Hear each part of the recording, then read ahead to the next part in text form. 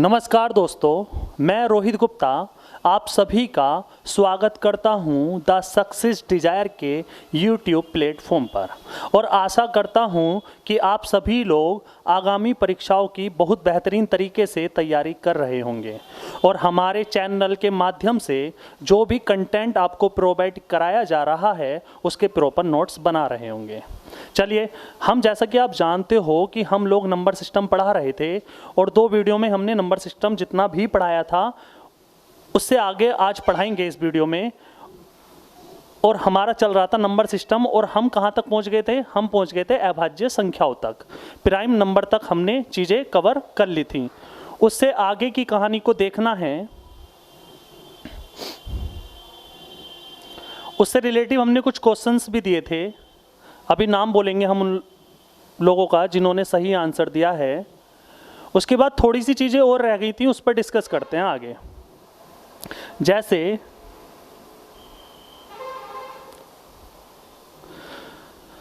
एक कोड होता है 44, 22, 32, 23, 21। ये कोड होता है और ये कोड किस चीज़ का होता है उसको देखते हैं। अगर कभी भी आपसे ये पूछा जाए कि 1 से 10 के बीच में कितनी अभाज्य संख्याएं होती हैं, 1 से 10 के बीच में कितनी अभाज्य संख्याएं होती हैं, तो चलिए देखते हैं। 1 से 10 के बीच में पहली 2 आएगी, फिर 3, फिर 5, फिर 7। क्लियर है? तो हमें पता चला कि 1 से 10 के बीच में 4 अभाज्य संख्याएं होती हैं। यही चीज़ मैंने कोड के माध्यम से बताने की कोशिश की है इस वीडियो में। जैसे कि 1 से 10 तक के बीच में अभाज्य संख्याएं पूछे तो आपका आंसर क्या आ जाएगा? 4। क्लियर है? अगर आपसे पूछे 10 और 20 के बीच में कुल कितनी अभाज्य संख्याएं होती हैं तो भी आपका आंसर आ जाएगा 4। कौन कौन सी होती हैं देख लेते हैं। 11 हो जाएगा, 13 हो जाएगा, 17 हो जाएगा और 19 हो जाएगा। अगर आपसे पूछा जाए कि 10 और 20 के बीच में कुल कितनी अभाज्य संख्याएं होती हैं तो आपका आंसर आएगा 4।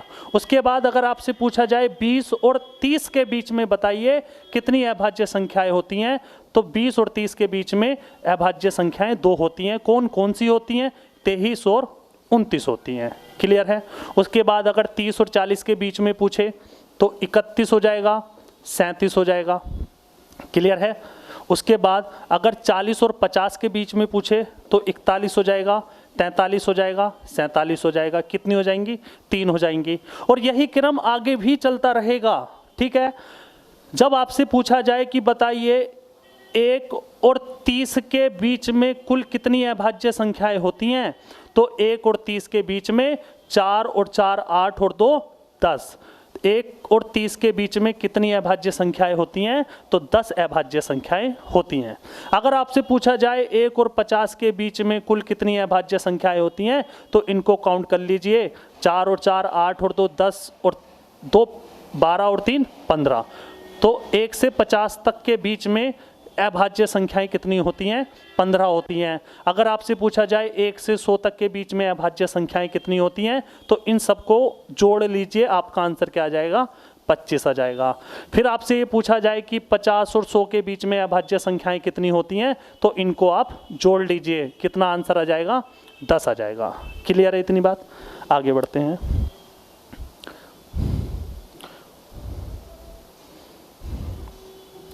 उसके बाद अभाज्य संख्याएं, अभाज्य संख्याओं के जोड़े 3 प्रकार के होते हैं। अभाज्य संख्याएं 3 प्रकार की होती हैं, इस पर बात करेंगे। पहला होता है, हेडिंग आपको लगानी है, सह अभाज्य संख्या, जिसको इंग्लिश में बोलते हैं को प्राइम नंबर। इसकी डेफिनेशन ये कहती है ऐसी 2 संख्या जिनका मैसेपय 1 हो, महत्तम समापवर्तीय कितना हो? 1 हो, यानी कि HCF कितना हो? 1 हो, तथा दोनों संख्याएं अभाज्य हों। भाई इसकी डेफिनेशन की आपके पास 2 चीज़ें करनी है। पहली कहता है वो कि ऐसी 2 संख्याएं जिनका मैसे कितना हो?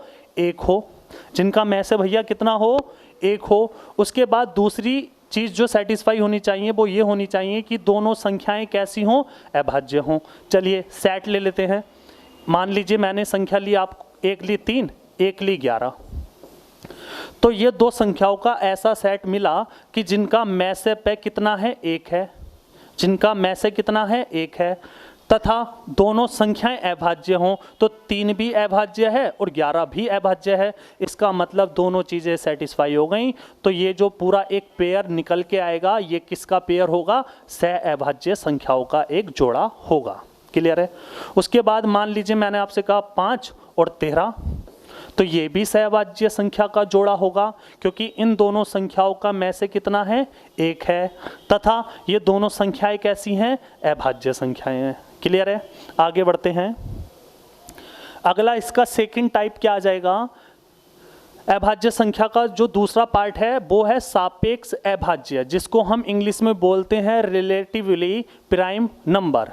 इसकी डेफिनेशन भी यही कहती है कि ऐसी दो संख्याएं जिनका में से 1 हो, जिनका में से 1 हो, परंतु वह दोनों संख्याएं कैसी भी हो सकती हैं, परंतु वो दोनों संख्याएं कैसी भी हो सकती हैं, चाहे तो दोनों भाज्य ले लो, चाहे दोनों अभाज्य ले लो, या दोनों संख्याओं में एक भाज्य और एक अभाज्य ले लो, वो कैसी भी संख्या हो सकती है, परंतु उन दोनों का में से कितना होना चाहिए, 1 होना चाहिए। चलिए इसका पेयर क्या क्या हो सकता है वो उस पर बात करते हैं। जैसे मान लीजिए मैंने आपसे कहा 16 और 25, 16 और 25 इनका में से क्या है, 1 है। संख्या आप चाहें कुछ भी ले लो, तो ये एक संख्या क्या कहलाई जाएगी, आपकी सापेक्ष अभाज्य संख्या कहलाई जाएगी। मान लो मैंने आपसे कहा 3 और 19, तो ये भी क्या है, ये क्या है आप बताओ, ये होगी सह अभाज्य संख्या, क्योंकि इनका में से 1 है, लेकिन ये दोनों संख्याएं कैसी हैं, अभाज्य संख्याएं हैं। अब कभी भी इस बात में कंफ्यूज मत होना कि ये दोनों चीज़ें अलग अलग होती हैं। कौन कौन सी, सापेक्ष अभाज्य और सह अभाज्य। सही मायनों में बहुत सारी किताबों में सह अभाज्य और सापेक्ष अभाज्य संख्याओं को एक ही माना गया है। उनकी डेफिनेशन दोनों की उन्होंने बोला है कि ये दोनों चीज़ें एक ही हैं, सह अभाज्य संख्या भी और दूसरा सापेक्ष अभाज्य संख्या भी, ये कुछ किताबों में एक ही माना गया है। और उनकी डेफिनेशन सिर्फ और सिर्फ इतनी है कि ऐसी दो संख्याएं जिनका में से 1 हो, बस। उन्होंने इन्हीं दोनों चीज़ों को क्या बोल दिया, सापेक्ष अभाज्य और सहअभाज्य। लेकिन एग्जाम से जो क्वेश्चन बनता है वो इसके तीसरे भाग से बनता है, और तीसरा भाग क्या है, तीसरा भाग है जुड़वा अभाज्य संख्या, जिसको इंग्लिश में बोलते हैं ट्विंस प्राइम नंबर। नाम से ही पता चल रहा होगा कहीं ना कहीं जुड़वे की बात चल रही है। तो इसकी डेफिनेशन में कहा गया है कि ऐसी दो संख्याएं जिनका में से 1 हो तथा उन दोनों संख्याओं के बीच का अंतर 2 हो। उन दोनों संख्याओं के बीच का अंतर कितना हो, 2 हो। अगर ये दोनों कंडीशन अप्लाई होती हैं किसी भी पेयर पे, किसी भी जोड़े पर, तो वो जोड़ा जुड़वा अभाज्य संख्या का कहलाया जाएगा। क्लियर है। चलिए संख्या ले लेते हैं। जैसे मैंने आपसे कहा 5 और 7, मैंने आपसे क्या कहा, 5 और 7, इनका में से मैंने देखा कितना है, 1 है। इनका में से कितना है भैया, 1 है, तथा इन दोनों संख्याओं के बीच का अंतर भी कितना है, 2 है। 7 में से 5 घटाओगे कितना, 2। अगर दोनों संख्याओं का अंतर भी 2 है और इनका में से भी 1 है, इसका मतलब 5 और 7 का जो जोड़ा है वो क्या है, जुड़वा अभाज्य संख्या का जोड़ा होगा। क्लियर है इतनी बात।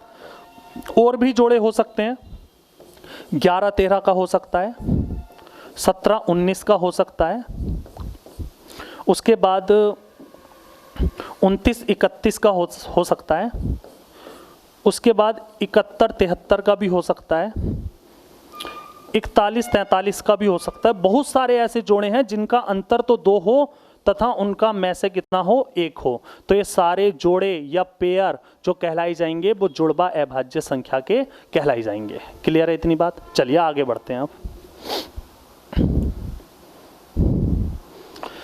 अब हम अगला जो पढ़ेंगे वो पढ़ेंगे भाज्य संख्या। अगली हेडिंग आपको लगानी है भाज्य संख्याएं, जिसको हम इंग्लिश में बोलते हैं कंपोजिट नंबर। इसकी डेफिनेशन ये कहती है कि ऐसी संख्याएं जिनके गुणनखंड एक तथा स्वयं के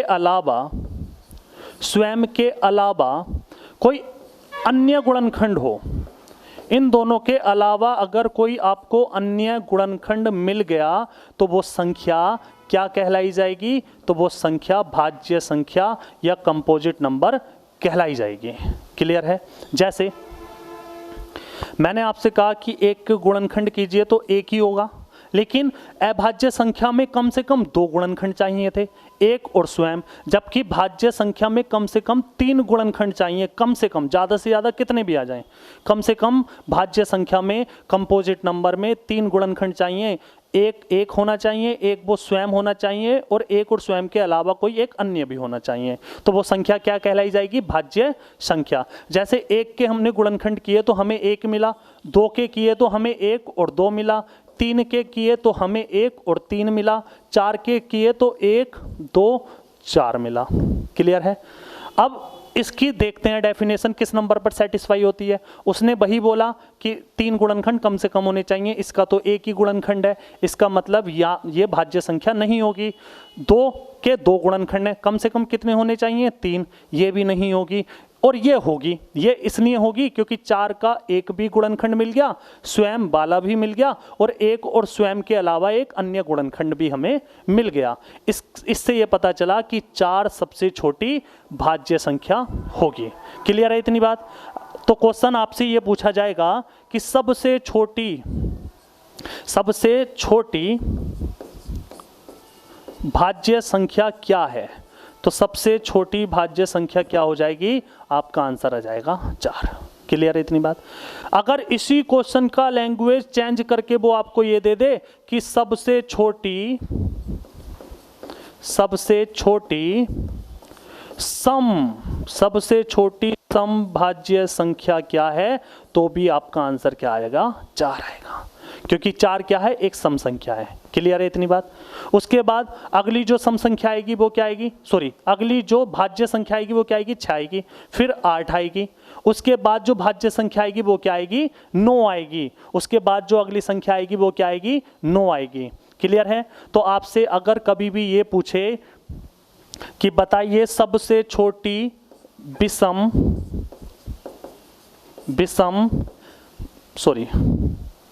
सबसे छोटी विषम भाज्य संख्या क्या होगी, तो सबसे छोटी विषम भाज्य संख्या क्या होगी? 8 होगी। जैसा कि हम जानते हैं सबसे छोटी सम भाज्य संख्या पूछे या सबसे छोटी भाज्य संख्या पूछे 4 आएगी, उसके बाद अगली भाज्य संख्या 6 होगी, उसके बाद अगली भाज्य संख्या 8 होगी, उसके बाद अगली भाज्य संख्या क्या होगी? 9 होगी। और यहाँ पे 9 क्या है? सबसे छोटी विषम भाज्य संख्या है। क्लियर है इतनी बात? आगे बढ़ते हैं। जैसा कि आपने देखा, मैंने आपसे पूछा कि एक से अगर आपसे ये पूछा जाए कि 1 से 100 तक में कितनी संख्याएं भाज्य तथा अभाज्य संख्या होती हैं, तो 1 से 100 तक में अगर मैं आपसे पूछूं भाज्य और अभाज्य संख्याएं टोटल कितनी होती हैं, तो आप कहोगे 1 से 100 तक कितने नंबर होते हैं? 100 होते हैं। लेकिन भाज्य और अभाज्य संख्याएं कितनी होती हैं? तो वो 99 होती हैं। तो वो 1 से 100 तक में ऐसा कौन सा नंबर है जो ना भाज्य होता है और ना अभाज्य होता है? तो वो एकमात्र एक नंबर है जो क्या है? 1 है। एक ना तो भाज्य है और ना ही अभाज्य है। तो 1 से 100 तक अगर भाज्य और अभाज्य संख्याओं की बात की जाए तो कितनी है? 99, क्योंकि एक ना तो भाज्य है और ना ही अभाज्य है। क्लियर है इतनी बात? अब आपसे अगला क्वेश्चन जो पूछा जा सकता है वो ये पूछा जा सकता है कि बताइए 1 से 100 तक कितनी भाज्य संख्याएं होती हैं। तो हमें पता है 1 से 100 तक भाज्य और अभाज्य संख्याएं 99 होती हैं। अब 1 से 100 तक अगर अभाज्य संख्याएं पूछी जाएं तो कितनी होती हैं? 25 होती हैं।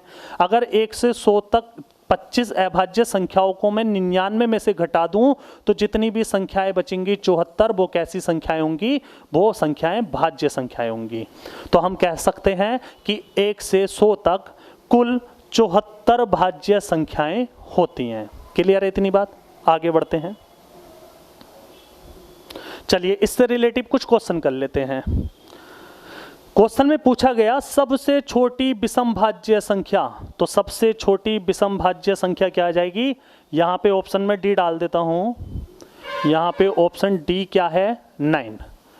सबसे छोटी विषम भाज्य संख्या, आपका आंसर क्या आ जाएगा? Option D 9। क्लियर है? फिर आगे बढ़ेंगे। सबसे छोटी समभाज्य संख्या, सबसे छोटी समभाज्य संख्या, क्वेश्चन नंबर में इस पे 3 डाल देता हूं और ये क्वेश्चन का आंसर आपको कमेंट बॉक्स में बताना है। क्लियर है? अगला क्वेश्चन है, यदि एक जोड़ा, जिसको हम युग्म भी बोल देते हैं, पेयर बोल देते हैं, यदि एक जोड़ा, और जोड़ा भी वो कैसा है? ए और बी की फॉर्म में है, ए और बी में भी है, जहां पर ए तथा बी का में से पे एचसीएफ कितना है? 1 है, 1 है। क्लियर है? तथा ए और बी के बीच का अंतर कितना है? 2 है। तो ऐसा युग्म या पेयर या जोड़ा क्या कहलाया जाएगा? तो इसका आंसर भी भैया आपको कमेंट बॉक्स में करना है। क्वेश्चन नंबर में इस पे 4 डाल देता हूं, आपको कमेंट बॉक्स में इसका आंसर देना है। आगे बढ़ते हैं। अगले क्वेश्चन में पूछा गया है आपसे कि 1 से 50 तक में कुल कितनी अभाज्य संख्याएं होती हैं? इसके ऑप्शन नहीं है, मैं ऑप्शन डाल देता हूं। 15, 10, 25 और 74, ये इसके 4 ऑप्शन है। आपसे पूछा गया कि 1 से 50 तक में कुल कितनी अभाज्य संख्याएं होती हैं? तो मैंने आपको एक कोड बताया 44, 44 का आधा कर दो 22, 22 में 10 जोड़ दो 32, 32 के अंक पलट के लिख दो 23, 23 में 2 घटा दो 21। ये एक ऐसा कोड होता है जो 1 से 100 तक की अभाज्य संख्याओं को बताता है। आपसे पूछा गया 1 से 50 तक, तो 10, 20, 30, 40, 50, इसका मतलब आप यहाँ से यहाँ तक जितने भी अंक हैं इनको जोड़ लीजिए, और जोड़ने के बाद हमने देखा कितना आ गया? 15 आ गया। तो हम कह सकते हैं कि 1 से 50 तक में कुल कितनी अभाज्य संख्याएं होती हैं? तो आपका आंसर आएगा 15। क्लियर है इतनी बात? आगे बढ़ते हैं।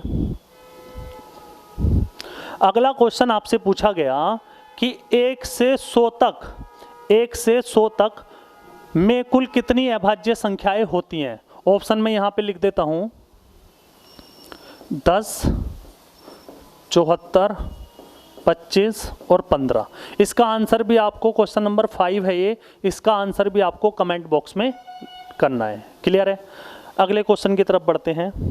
अगले क्वेश्चन में आपसे पूछा गया 1 से 200 तक में कुल कितनी अभाज्य संख्याएं होती हैं? ये क्वेश्चन जो है इसका भी आंसर आपको कमेंट बॉक्स में करना है। क्वेश्चन नंबर 6 है ये, और इसके ऑप्शन है 15, 25, 46, 74। ठीक है? अगले क्वेश्चन की तरफ। अगला क्वेश्चन ये पूछा गया कि 50 से 100 तक कुल कितनी अभाज्य संख्याएं होती हैं? ऑप्शन में यहां पे दे देता हूं बी, सी और यहां पे डी। 10, 15, 25 और 46। ठीक है? ये आपके ऑप्शन है। फिर अगले क्वेश्चन की तरफ बढ़ते हैं। क्वेश्चन नंबर ये 7 डाल लेना। ठीक है?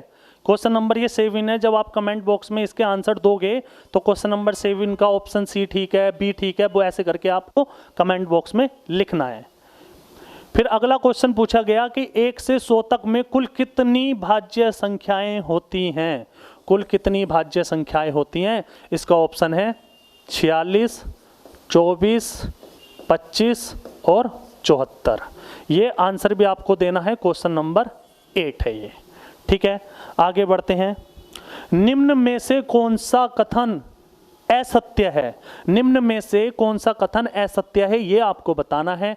तो पहला ऑप्शन हम पढ़ेंगे। पहले ऑप्शन में लिखा है कि 3 सबसे छोटी विषम अभाज्य संख्या होती है। बिल्कुल राइट आंसर है। इसका मतलब ये कथन तो सत्य है, जबकि हमें क्या बताना है?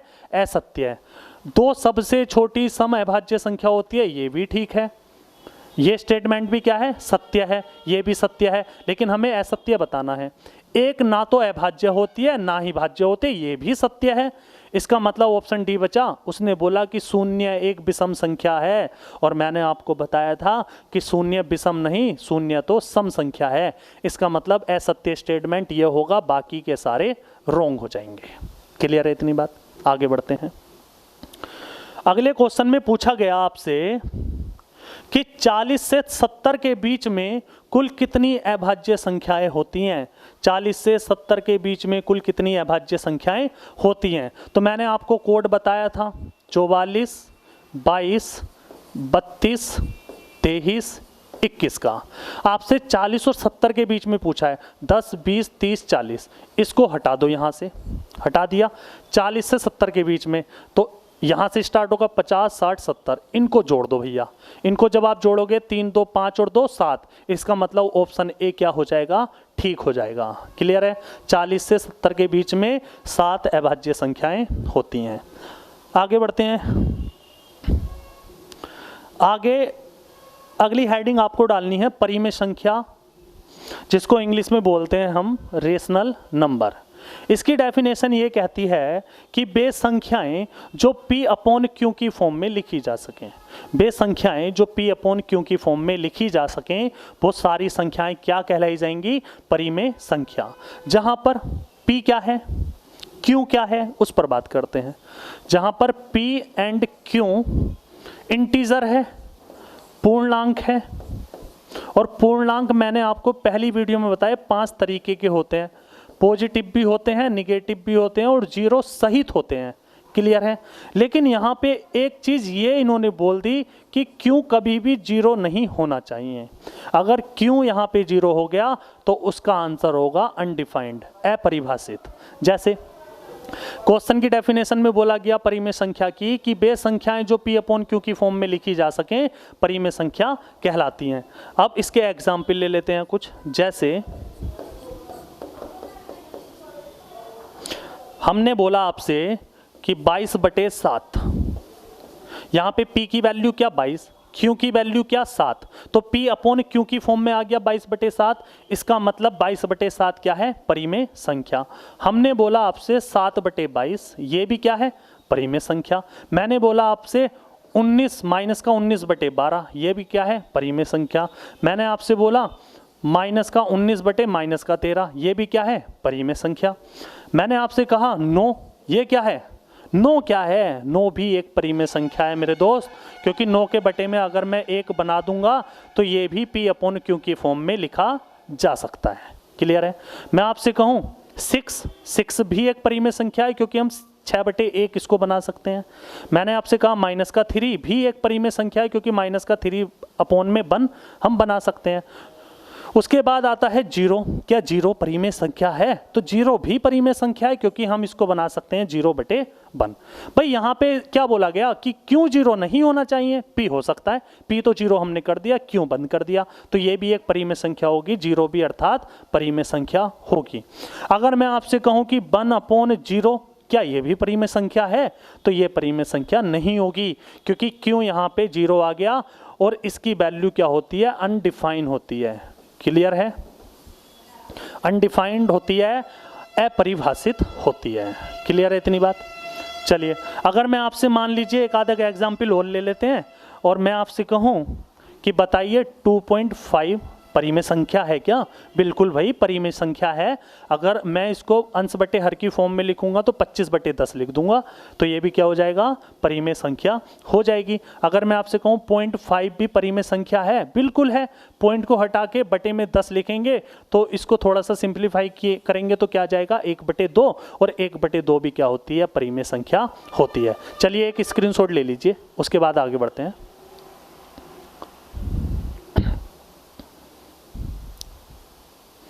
चलिए आगे है अपरिमेय संख्या, अपरिमेय संख्या जिसको इंग्लिश में बोलते हैं इर्रेशनल नंबर। इसकी डेफिनेशन कहती है कि ऐसी संख्याएं जो p अपॉन q की फॉर्म में ना लिखी जा सकें, ऐसी संख्याएं जो p अपॉन q की फॉर्म में ना लिखी जा सकें अपरिमेय संख्या कहलाती हैं। चलिए दोस्तों, फिर ऐसा करते हैं, अपरिमेय संख्या हम नेक्स्ट वीडियो में पढ़ेंगे, ठीक है। चलिए, तब तक के लिए thank you so much. Video को लाइक कीजिए, कमेंट कीजिए और शेयर करना बिल्कुल मत भूलना, ठीक है। Thank you so much guys.